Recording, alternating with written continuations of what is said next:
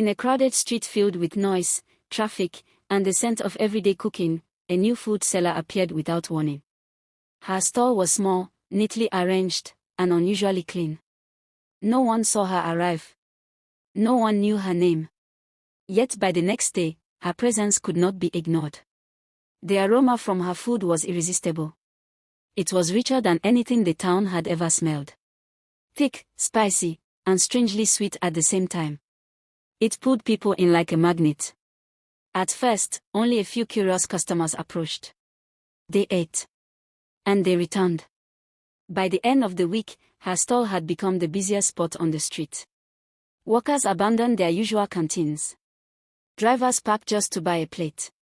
Even those who could barely afford it found themselves craving her food. There was something unusual about the way people reacted after eating. Their eyes lingered. Their expressions softened. Some even smiled to themselves without reason, as if trapped in a quiet, private pleasure they could not explain. Then the disappearances began.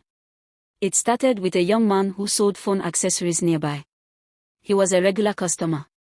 One evening, he bought food as usual, and was never seen again. People assumed he traveled.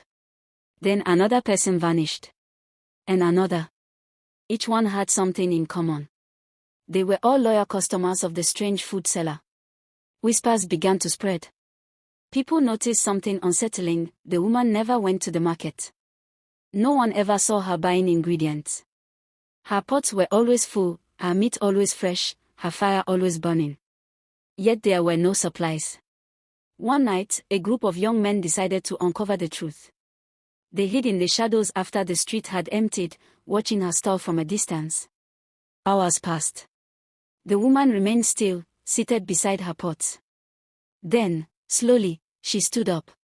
She looked around, and smiled. The fire beneath her pot suddenly grew stronger without anyone touching it. Then she reached behind the stall and dragged something heavy into the light. The men strained their eyes. What they saw froze their blood. It was a human body.